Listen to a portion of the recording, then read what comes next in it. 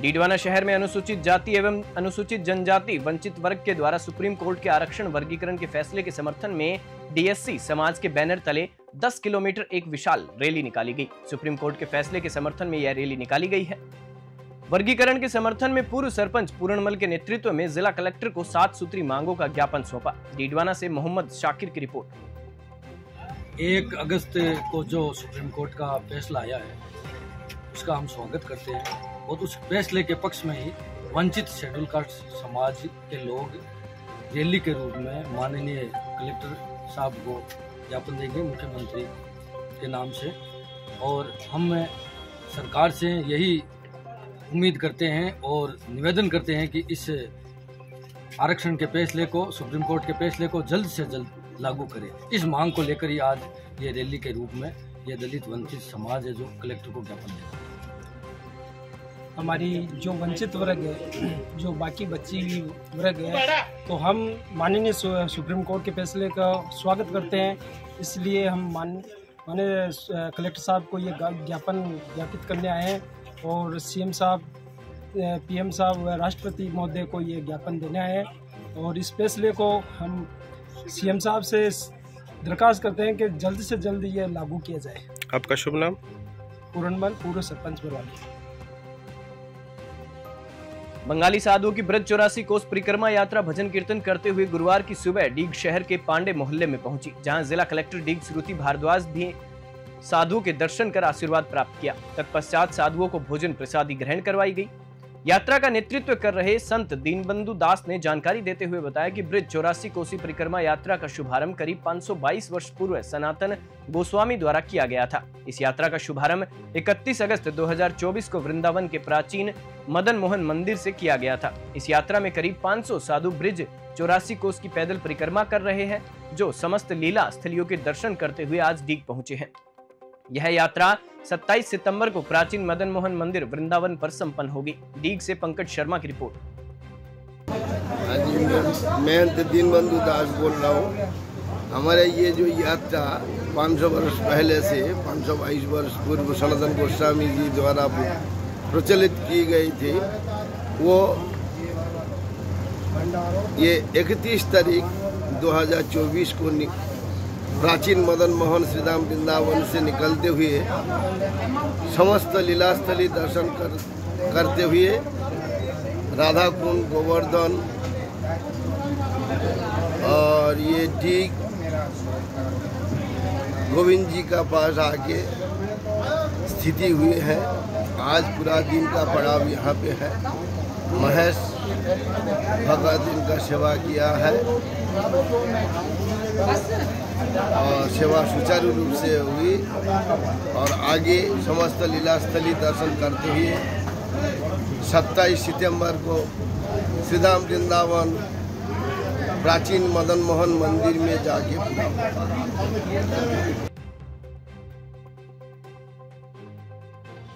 रायसिंह नगर क्षेत्र के मुकलावा थाना क्षेत्र के गांव 14 पीएसबी में 5 दिन पूर्व हुई लगभग 15 लाख रुपए की चोरी का पुलिस अभी तक खुलासा नहीं कर पाई है।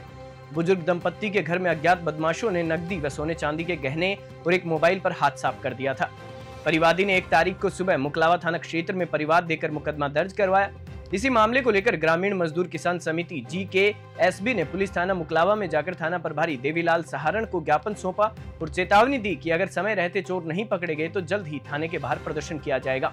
रायसिंह नगर से राजू शर्मा की रिपोर्ट।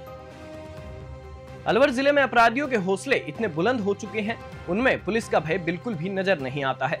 दिन दहाड़े बजाज बाजार में मालन की गली स्थित शुभम ज्वेलर्स को चोरों ने अपना निशाना बनाया। शुभम ज्वेलर्स के मालिक जगदीश प्रसाद ने बताया कि करीब 5 से 6 लोग उनकी दुकान पर आए, जो सोने के आभूषण खरीदने को लेकर दुकानदार को बातों में लगाकर एक पैकेट में रखी सोने की 5 चैनें चोरी कर मौके से फरार हो गए।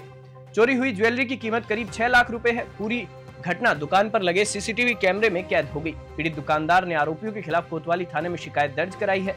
पुलिस शहर व दुकान में लगे सीसीटीवी फुटेज के आधार पर आरोपियों की तलाश कर रही है। बीते कुछ दिन पहले ही अलवर से सटे भिवाड़ी में भी ज्वेलर की दुकान को चोरों ने अपना निशाना बनाया था। अलवर पुलिस को जल्द ही एक्शन लेना होगा, नहीं तो अपराधियों में विश्वास व आमजन में डर व्याप्त हो जाएगा। अलवर से ब्यूरो प्रदीप गोयल की रिपोर्ट। अभी ये है जगदीश गुप्ता ज्वेलर्स की दुकान के ऊपर 4-5 ग्राहक आए थे, जिसमें एक लेडी थी जो सोने के आभूषण खरीदने के लिए सामान देखने के बहाने से 4-5 जो चैन होती पतली वाली, वो 4-5 चैन इसकी दुकानदार की आंख बचा करके चुरा करके लिया गया। कैसे पता लगा? दुकानदार को अपने उसके सामान को संभाल लिया और उसके सीसीटीवी फुटेज देखी जब उनको पता चला। लगभग कितने की बता रहे हैं? करीब 100 ग्राम लगभग बता रहे। किस नाम से हुआ?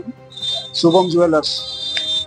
कितनी कीमत का माल होगा? लगभग 100 ग्राम के लगभग वजन बताया। अब देखो कितना होता।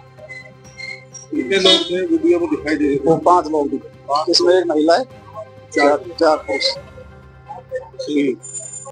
और दुकान का नाम क्या है और कहाँ दुकान है? देखो जी, ये घटना शुभम ज्वेलर्स बाजार मालिनी गली के पास हुई है और करीब 12:52 से और 1:03 के आसपास होती है।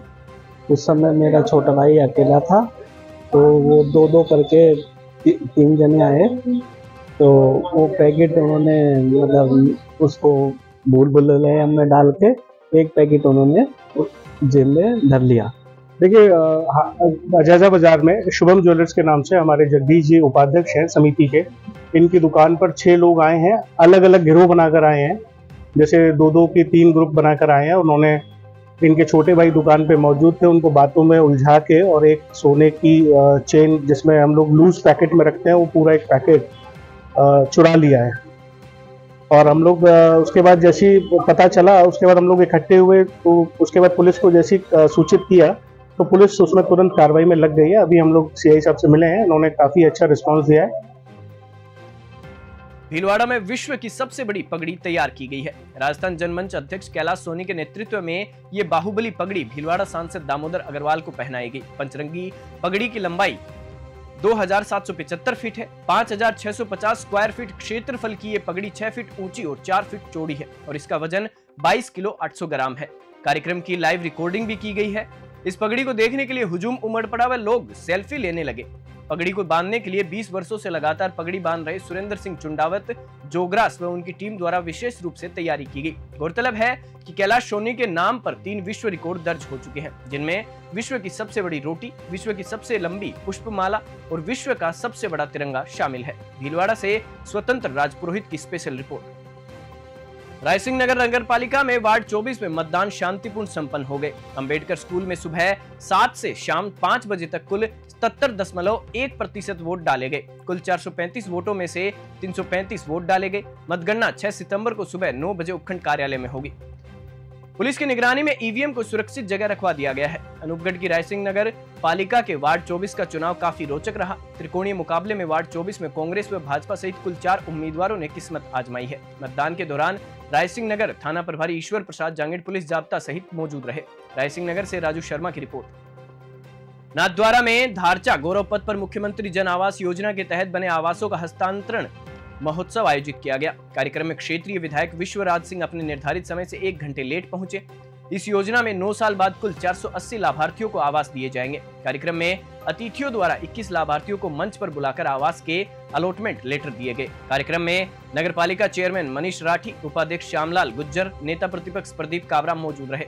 विधायक विश्वराज सिंह ने कहा कि यदि आवास में कोई कमी है या किसी प्रकार की शिकायत है तो दूर की जाएगी। राजसमंद से प्रमोद जोशी की रिपोर्ट। मुख्यमंत्री जन आवास योजना के तहत जो मकान बनया है वे मकान ने आपने सुपुर्द करवा वास्ते, जिस तरह हमारे पहले भी बताया गया हो कि जो योजना है वह शुरू हुई करीब 2015 में और अटेरो जो काम शुरू हुआ अब 2018 रे अंदाज हूँ।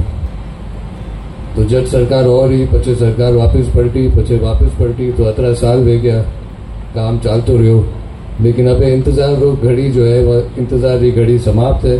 अब आपके घर जो है आपने सुपुर्द कर दिया जाएगा। साथ ही साथ जो आयुक्त साहब बताए हो मैं वना बात करी और यह आश्वासन भी है कि आपके घर में अगर कोई शिकायत है, अगर आप सोचो कोई कमी रहेगी है जो वाजिब शिकायत है वंडो सुधार भी रहेगा। उसके अंतर्गत ही स्टेट गवर्नमेंट ने 2015 में पॉलिसी बनाई और जो EWS और LIG कैटेगरी के लोग हैं जिनको आसानी से रियायती दर पर आवास नहीं मिल पाता है, उनको रियायती दर पर आवास उपलब्ध कराने की योजना है, जिसके तहत यहाँ पे ये इस नगर पालिका नाथद्वारा में 480 फ्लैट्स बनाए गए हैं G+3, और इसमें EWS के 352 हैं, LIG के 128। ये पूरी योजना 21,577 स्क्वायर मीटर क्षेत्रफल में है, जिसमें से 75% पे ये फ्लैट्स बने हुए हैं। 25% स्कीम का ही पार्ट है कि डेवलपर को दिया जाना होता है, उस पर वो अपने हिसाब से उसको डेवलप करता है। ये बहुत ही कम रेट में उपलब्ध कराया गया है। LIG वाले फ्लैट्स हैं 6 लाख में हैं, और जो EWS है इकोनॉमिकली वीकर सेक्शन के, ये 240 लाख देने होंगे। और इसके अलावा जो प्रधानमंत्री आवास योजना, ये CM जन आवास योजना, इसके तहत 1.5 लाख की सब्सिडी भी उनको मिली है। अराई के समीपवर्ती ग्राम काकलवाड़ा में लोक देवता अलखजी महाराज का विशाल मेला भरा गया। मेले में अजमेर सांसद भागीरथ चौधरी के पुत्र व युवा भाजपा नेता सुभाष चौधरी व किशनगढ़ विधायक विकास चौधरी ने हिस्सा लिया। विधायक विकास चौधरी ने विधायक कोष से अलखजी मंदिर के निर्माण कार्य से लेकर किसी भी कार्य को लेकर विकास कार्य करवाने की घोषणा कर आश्वासन दिया। ग्रामीणों ने सुभाष चौधरी से मंदिर परिसर में टिन शेड लगाने की मांग की, जिस पर उन्होंने भी टिन शेड लगाने का आश्वासन दिया। मेले में अराई पुलिस प्रशासन का भरपूर सहयोग रहा। अराई से प्रकाश भगनानी की रिपोर्ट। सुबह की बड़ी खबरों में फिलहाल इतना ही। आप देखते रहिए News 21।